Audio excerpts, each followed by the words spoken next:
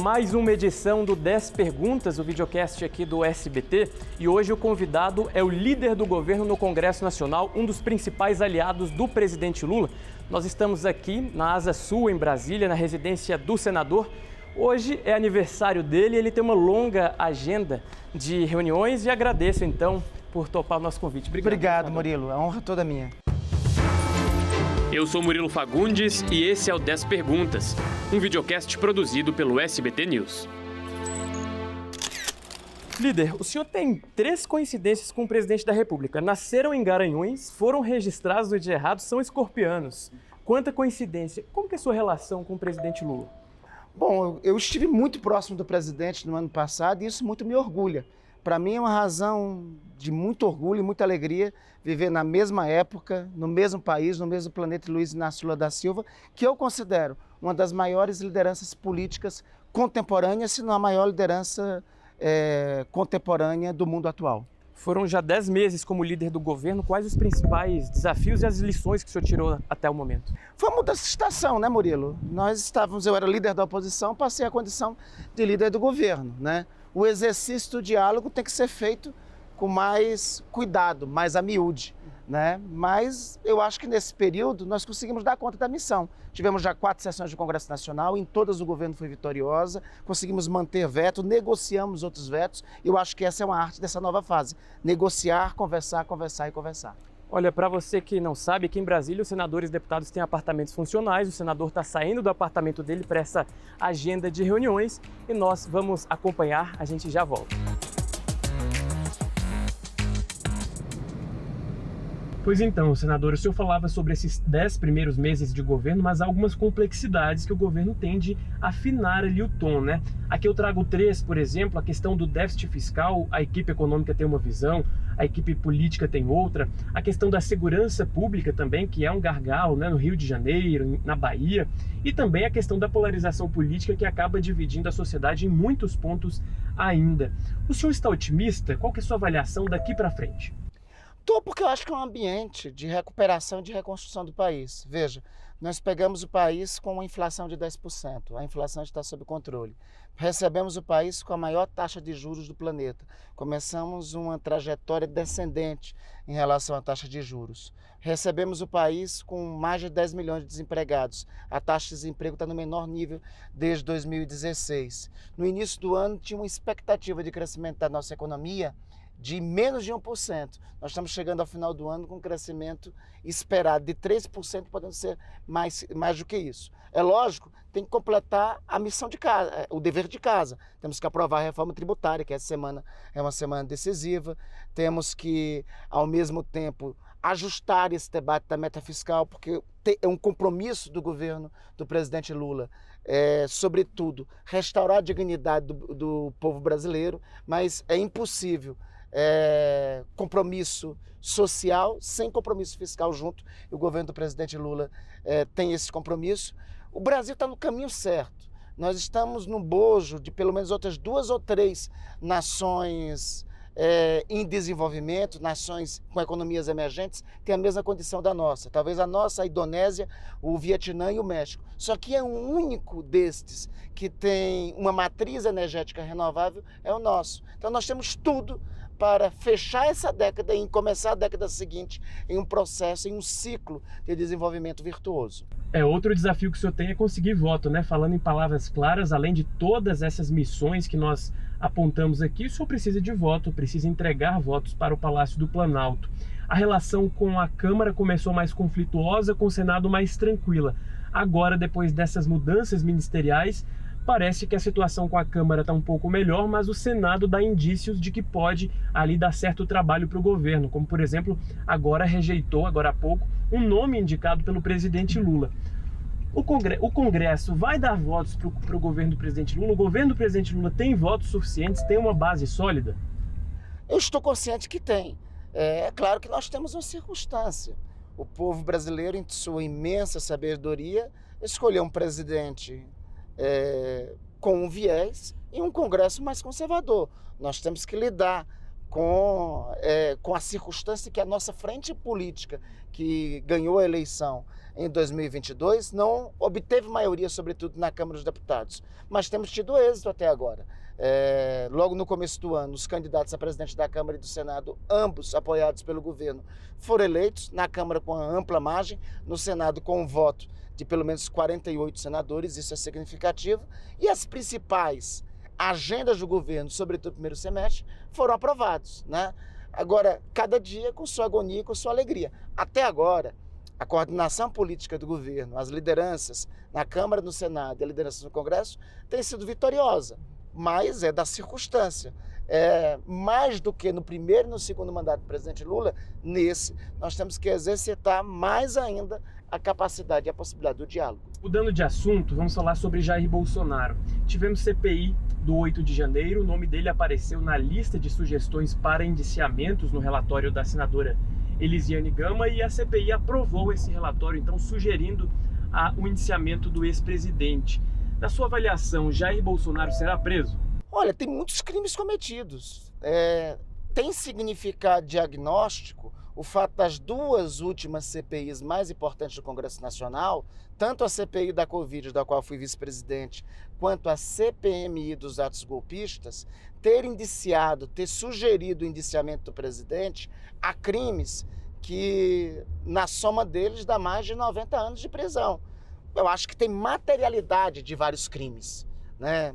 Crimes, o negacionismo na pandemia, estava patente lá o crime de charlatanismo, atentado ao Estado Democrático de Direito, no curso dos 4 anos do presidente e do ex-presidente e no não reconhecimento do resultado eleitoral a partir de 30 de outubro de 2022, está mais do que patente. A maior materialidade de crimes é o que todo o Brasil viu nos 4 anos do governo do ex-presidente. Agora, para ele, tem que ser garantido tudo que a então Operação Lava Jato não garantiu ao presidente Lula. Tem que ser garantidos os direitos de ampla defesa, de contraditório. Então, eu sou contra prender e depois assegurar direitos. O que o ordenamento constitucional brasileiro diz é que tem princípios constitucionais para o acusado, que devem ser cumpridos. Eu espero que ele consiga, diante desta quantidade de crimes cometidos, provar sua inocência. E, senador, ainda sobre esse tema, né? O senhor é muito atacado nas redes ali, principalmente por opositores do presidente Lula e apoiadores do ex-presidente Jair Bolsonaro. Como que o senhor lida com essas críticas, com esses ataques, com esses discursos ali na internet, quando abre o celular e lê essas ameaças, enfim, todo esse tipo de insulto ao senhor? Como que o Randolfo Rodrigues lida com essa situação? Murilo, deixa eu te contar uma coisa. Quando o ex-presidente tomou posse, eu estava consciente da quadra que estava se abrindo no país. Pela primeira vez, nós tínhamos um governo de extrema-direita que tinha todos os traços de inspiração fascista.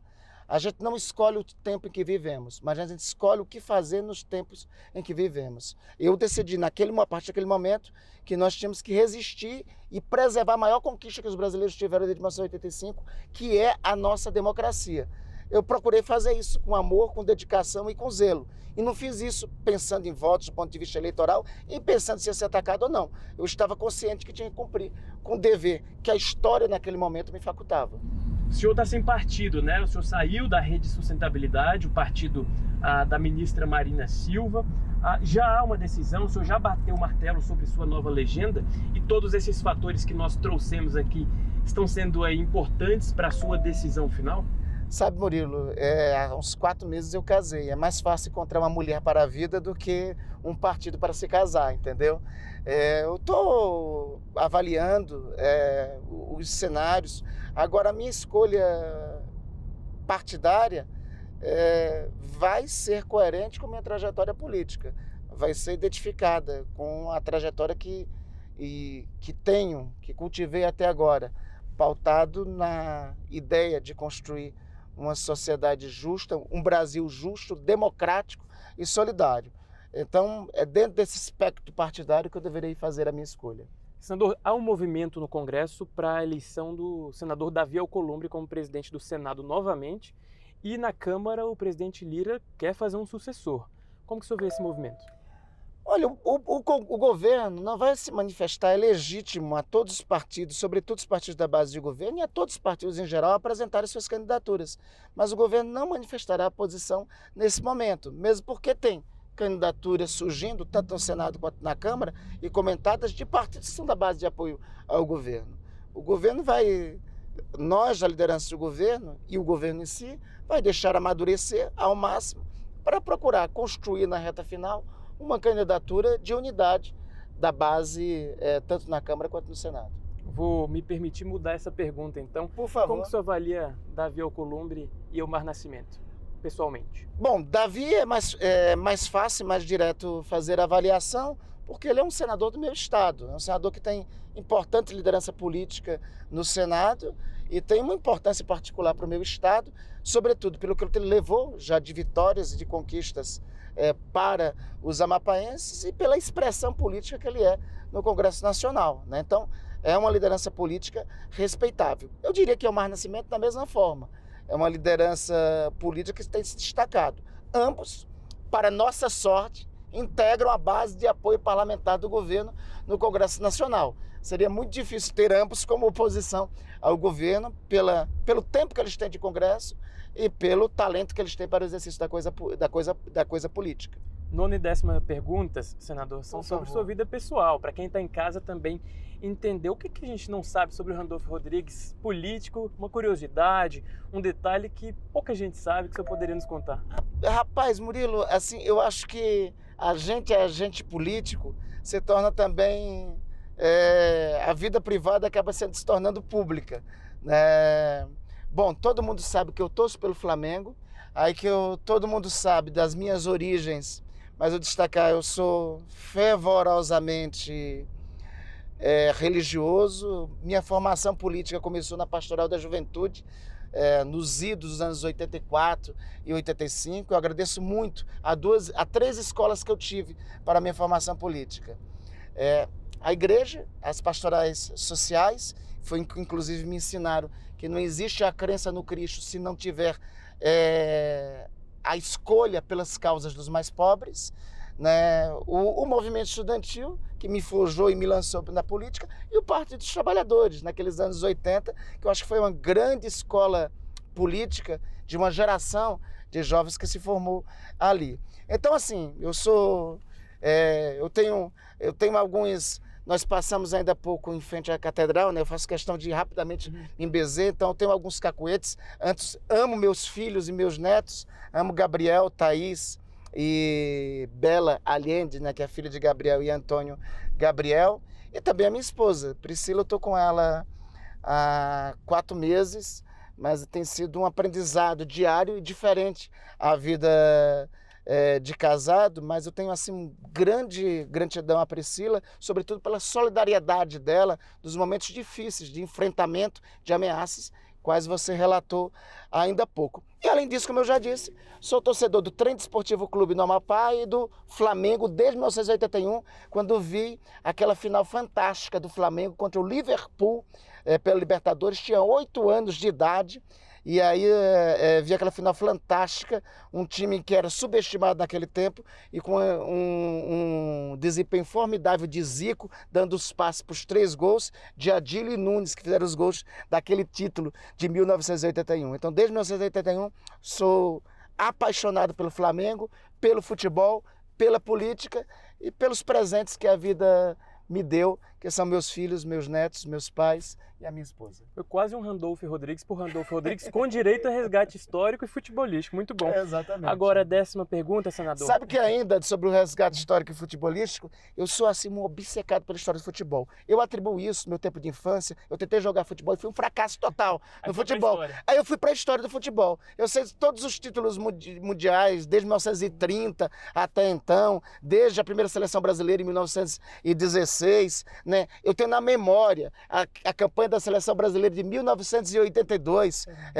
naquela Copa do Mundo, a seleção fantástica que tinha Sócrates, Zico, Falcão e tantos outros, né? Então um dos meus cacuetes que tenho é essa minha paixão pela história do futebol. Perfeito. Ó, na nossa 10ª pergunta, o senador chega agora ao Palácio do Planalto e ele faz esse caminho quase que todo dia. Congresso Nacional, Palácio do Planalto. Última pergunta, senador. O que o senhor escuta? O que o senhor escuta no Spotify, no seu tocador de música, nesse caminho? Costuma escutar música? Sabe que eu me dedico mais a escutar música, Murilo, quando eu faço, porque toda semana eu faço o voo Macapá-Brasília. Eu venho para Brasília sempre no domingo, eu volto para Macapá na quinta-feira ou na sexta-feira pela manhã. Aí é quando eu escuto, né? Aí eu sou apaixonado por Ana Vitória, né? Sou apaixonado também pelo meu padrinho, Caetano Veloso, né? Muito orgulho para mim ser meu padrinho. Não, é o primeiro, assim.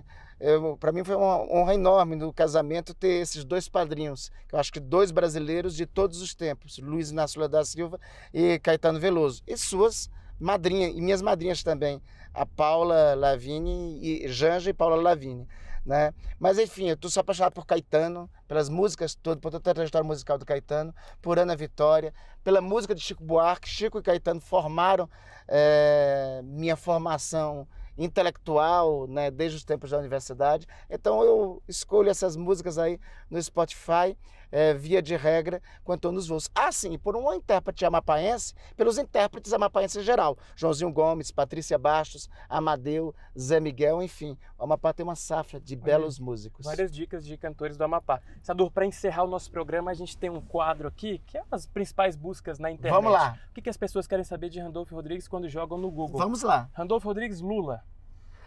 É a maior liderança política de todos os tempos, a maior liderança política contemporânea da humanidade. Randolfo Rodrigues, partido. Ó. Falamos do seu partido, as pessoas querem saber qual é o seu partido. Como eu já disse, foi mais fácil escolher uma esposa do que escolher um partido político. Mas eu espero até o começo do próximo ano fazer essa escolha, que será identificado com minha trajetória política. Quando jogam Randolfo Rodrigues no buscador também querem saber sobre religião.